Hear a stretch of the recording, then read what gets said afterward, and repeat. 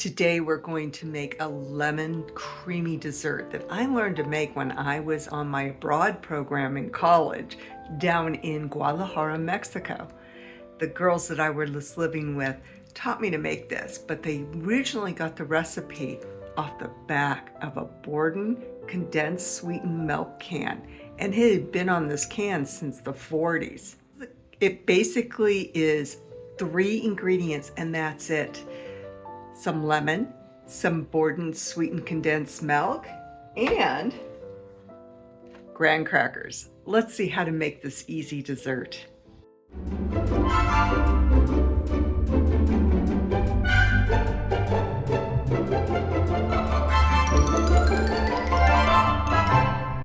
Keep in mind all the recipes we go through today can be found on our website, moderndayfoodie.com. And we'll also put a link to each recipe in the description of this video. So this recipe turns out to be the classic no-bake lemon square recipe from Eagle brand sweetened condensed milk. So the original name for the recipe was Crunchy Lemon Squares, and it appeared on the back of the milk can as early as 1947. They had other variations, and they still have them on their website, such as their lemon icebox, pie, and squares. So the whole thing became really popular in the 40s to the 60s. And I originally got the recipe back in, early 80s, I think it was, and I just loved it. So let's see how to make this simple recipe. If you've never had condensed milk, it's a very thick milk, and basically how they make this is very simple ingredients. They just mix raw milk with a lot of sugar and giving it this kind of thick caramely texture. And so it's very, very sweet, and that's all it is. And then it has one other ingredient for preservative, but the sugar really gives it a lot of its preservation. I mean, look how thick that is when you pour it out. It's very viscous. So make sure you have a whisk, because that's going to be the best way to stir this up. So I'm going to use my baking spatula. And as I always say on my videos, always just use these baking spatulas to scrape and stir your baked ingredients. Don't use them on heat or in your pan. The reason I bring that up is my kids have ruined them in the past because they use them for, in the pans, and it's not made for heat. It's made for baking. So unless you get a specialized one that is. I mean, look how thick this is. Oh my goodness, this is so thick. Okay, so that's 1 can, which is 14 ounces of sweetened condensed milk. Now we're going to add a 1/2 cup of lemon, which is about 3 to 4 lemons. You can use already squeezed lemon juice if you want, but I like using fresh. What will happen is that when we mix this together, it will curdle that. The acid in this will curdle the sweetened condensed milk. But when you put it in the refrigerator over time, it thickens up, almost like you had put gelatin in it, and almost like it kind of has a cheesecake consistency to it, but without that egg, that egg cake flavor in it. So it's a lot creamier. All right, so you want a 1/2 cup of lemon juice. Again, you can use the bottled kind, but I prefer using fresh. So we're basically going to put this in, and it is going to curdle it, and we're going to whisk it up. Let's add this. Okay. And just whisk it up. All right.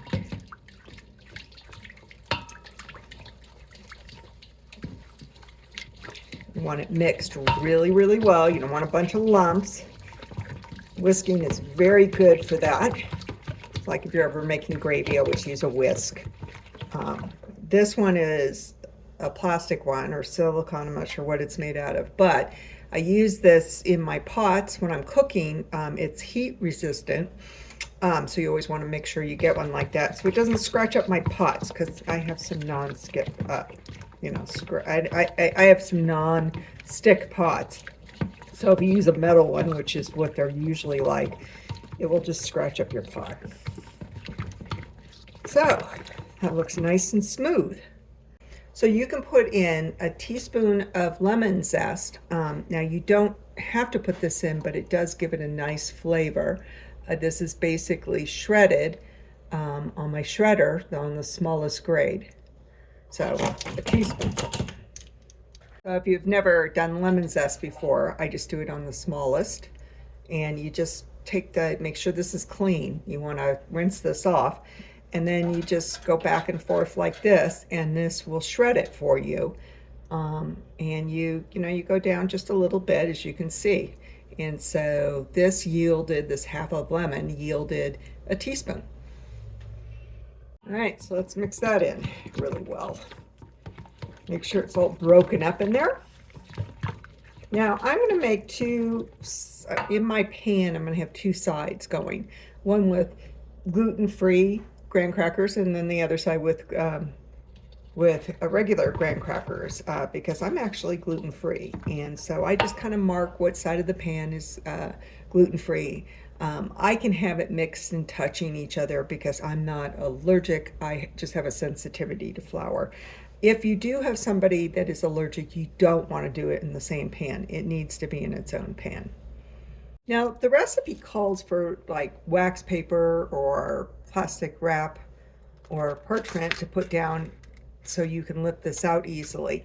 I don't know if I'm going to do that because we're probably just going to cut it straight out of the pan. So, if you do want to do like a presentation and bring it out, then I would do that because then you can easily pull the whole thing out. But I'm not going to do that with this. So, you don't need to grease it or anything. And this is an 8x8 pan. Next, we're going to line the pan with graham crackers. It's okay if they're broken. Okay, probably gonna just make most of this being gluten. And you can break them apart to make them fit. Okay. On this side, I'm just gonna put a layer of the gluten, the non-gluten ones down on the bottom here. And it doesn't matter what, if they're upside down or how you put them in. All right, so we're going to put half of this, which isn't a ton, over the top of this. Okay. That's about half. We're going to take the spatula and kind of spread it out.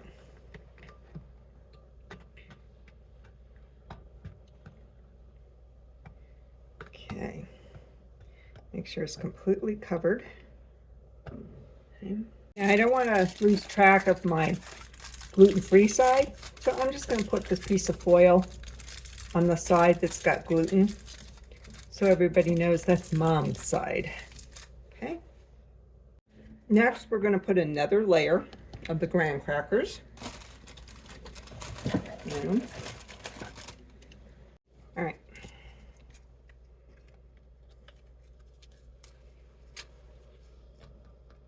Okay. Gluten-free ones. And then these are going to be the gluten ones.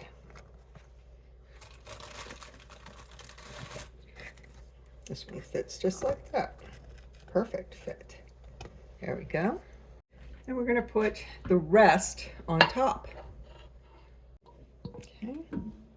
Let's see where our spatula, a baking spatula, comes in.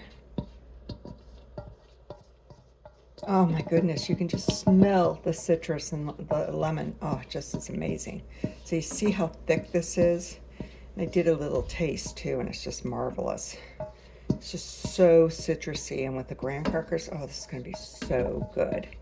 Try to get out all of it if you can, as much as you can with the spatula. Okay. Spread that out.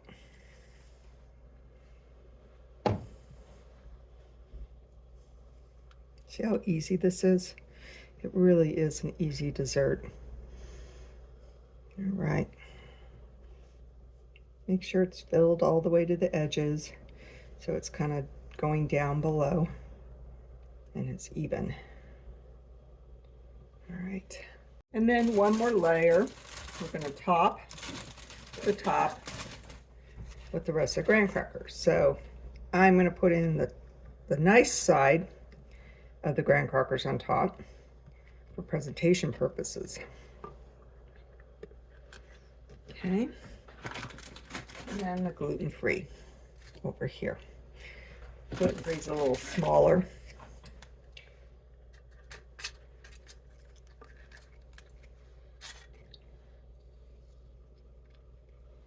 Okay. And kind of push down on it so it can absorb that wonderful, it's kind of a texture of pudding, and has like a lemon chiffon taste to it. It's really good. So we're going to cover this with some saran wrap, some plastic wrap, and we're going to refrigerate it for at least 4 hours, or overnight, even better. And what it's going to do is it's going to allow the crackers to soften and the filling to set completely. So right now it's kind of a pudding consistency, but it's going to set better. And so it's thickened up because of the lemon, the chemical reaction. I mean, this is chemistry at its best. It basically curdles the milk, and then with that sweet milk, it really adds a wonderful flavor. I remember this just being such a wonderful citrusy, it was wonderful during the summer because it was light, it was easy, and it's no bake, so you didn't have to turn on the oven in the summertime. So let's cover this and put it in the refrigerator. One other note, if you wanted this to be taller, then just double the recipe. So if you have a lot of people to feed, I would still do it in the 8x8. But I would just make, taller layers. That's how they made it when I learned how to make this in Mexico. It had a bunch of layers. So when you cut into it, you can see those layers, and it really makes for a nice presentation. So if you are making a gluten-free, there's a couple recommendations. There's a couple of gluten-free crackers that are out there that have way too much molasses in them. This is one of my favorites. I get at Whole Foods. I'll put links to all these and the recipes down in the description of this video, along with posting it on my website, moderndayfoodie.com. So if I was to do this again, I'd probably do it in a bread pan because then it would be stacked higher. But these are very soft now. I let mine sit overnight. So I am going to scoop some of the regular and some of the gluten-free. So let's take a little closer look at this. So it's got this nice layer. Looks like I put a little more on the top layer than I did the bottom layer. But you could see, it came out just perfectly with this type of spatula. So it's very easy to get out, or you can do the parchment paper method and then put whipped cream on the top of each of these, make a nice little presentation. But I think that if you put this in a bread pan, you'd have a lot more layers, and it would just be really nice. So it's very tart. It is really good. I have the gluten-free one. This is a perfect dessert to make with young kids. It'd be so easy for them to make because with the 3 ingredients, no baking, perfect dessert for them. And what kid doesn't love a graham cracker? We invite you to watch all our vintage recipe videos, from our Eating Like a President series to browsing vintage cookbooks.